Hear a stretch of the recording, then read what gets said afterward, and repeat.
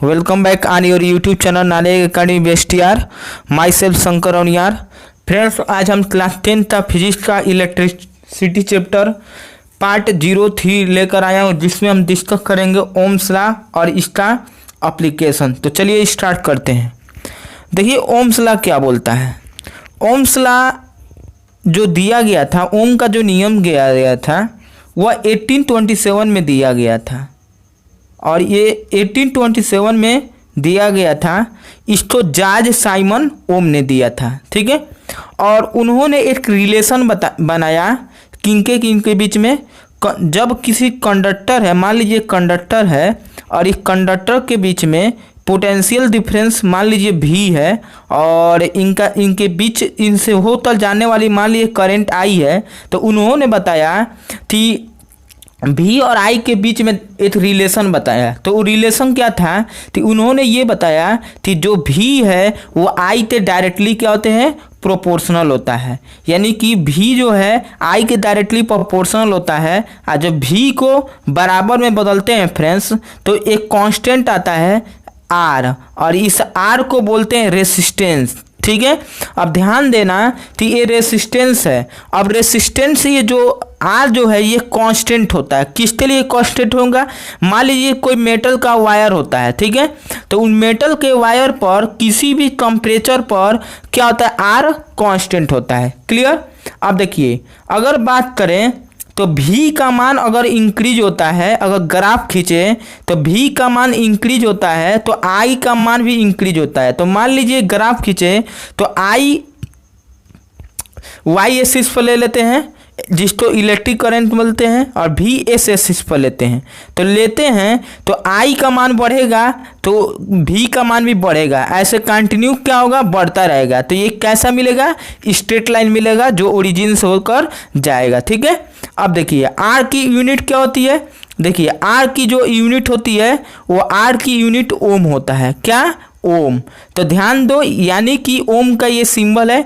दूसरा यूनिट होता है तो V बराबर आई आर होता है, तो V अपान आई हो जाएगा R बराबर तो वोल्ट पर एम्पियर। ये भी आपका एक क्या होता है, यूनिट होता है फ्रेंड्स, किसका, रेसिस्टेंट का। तो ये आपकी दो यूनिट है, ऐसा यूनिट है।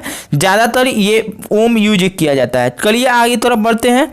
अब देखो इधर resistance from graph between V and I, ठीक है।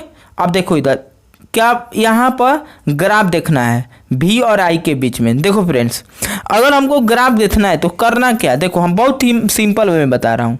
मान लो कि S एक्सिस पर क्या ले लिया, I ले लिया, और Y एक्सिस पर V ले लिया, ठीक है।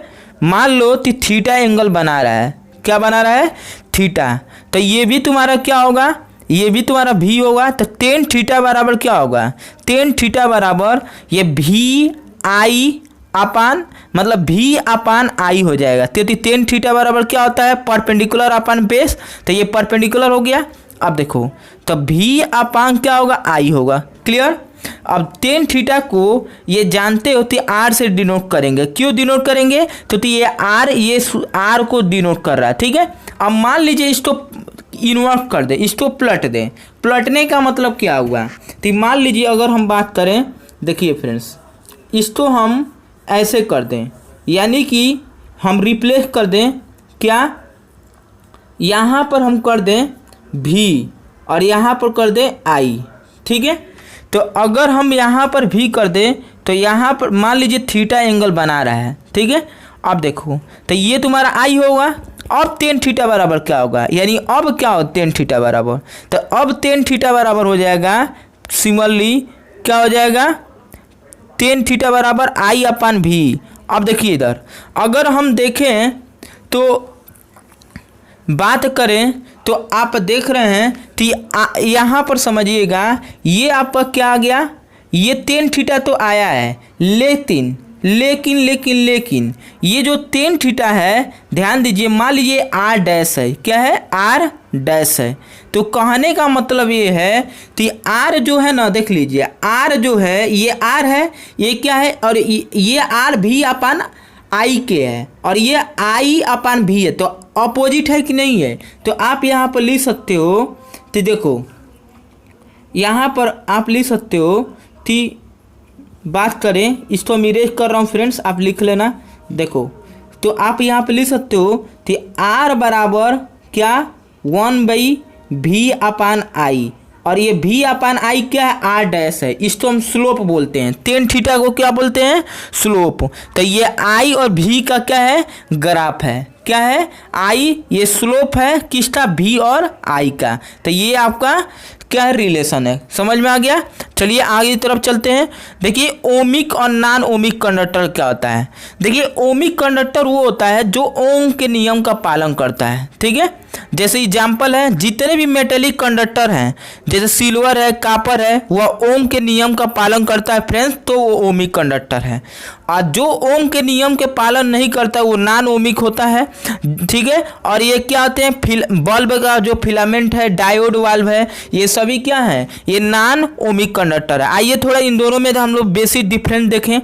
देखिए इधर बात करें तो ओम की लॉ, देखिए इधर ये क्या होता है, ये ओम के नियम का पालन करता है, ये ओम के नियम का पालन नहीं करता है। ठीक है, ये क्या होता है, ये मेटेलिक वायर होता है जैसे मरकरी होता है।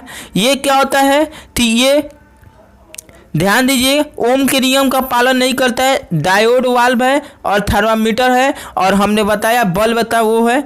ये देखिए क्या है, ओम रेसिस्टेंट R बराबर VI, और यहाँ पर जो नॉन ओम रेसिस्टेंट होगा R डेल्टा V/ΔI, यानी कि चेंज इन किसमें, चेंज इन पोटेंशियल डिफरेंस और चेंज इन इलेक्ट्रिक करंट। देखिए यहाँ पर इनके बीच में अगर ग्राफ खींचें तो यहाँ पर क्या होगा कि ये स्ट्रेट लाइन मिलेगा, और यहाँ पर क्या होगा कि स्ट्रेट, यहाँ पर कर्व मिलेगा। कर्व मतलब कि अगर मान लीजिए v का मान बढ़ गया, i का मान घट गया, तो ऐसे भी हो सकता है और ऐसे भी हो सकता है। ठीक है, तो ये दोनों तरह से मिल सकता है, ये कर्व की तरह होता है, ये स्ट्रेट होता है। ठीक है, अब चलिए आगे तरफ देखते हैं फ्रेंड्स। ये फार्मूला है, देखिए ये फार्मूला है, बेसिक फार्मूला जिस पर एनसीईआरटी में क्वेश्चन दिया है, v बराबर W/Q। ठीक है, और v बराबर IR। ये फ्रेंड्स इस पीछे वाला वीडियो देख लीजिए, लेक्चर नंबर 2, जिसमें हम पूरा डिस्कस किए हैं। चलिए हम इस पर न्यूमेरिकल इसके बाद वाले लेक्चर में कराऊंगा।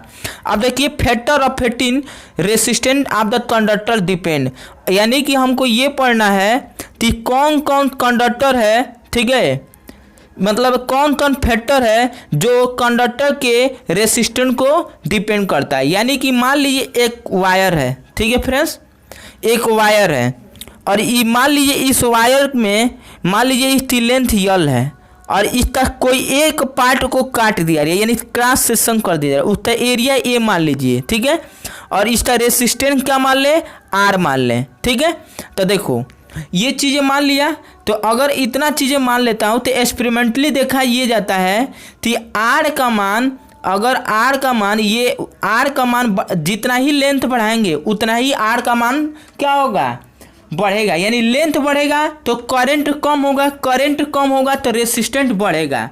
तो ध्यान दीजिए, तो R का मान यल से डायरेक्टली प्रोपोर्शनल होता है, और R का जो मान हो 1/A के डायरेक्टली इनवर्सली प्रोपोर्शनल होता है। जब इन दोनों को बराबर में बदलते हैं तो हमारा आता है, ऊपर यल आएगा और नीचे A आएगा। इसको कांस्टेंट में बदलेंगे तो एक कांस्टेंट आएगा रो यल/A। ध्यान दीजिएगा, इसको हम बोलते हैं, ठीक है,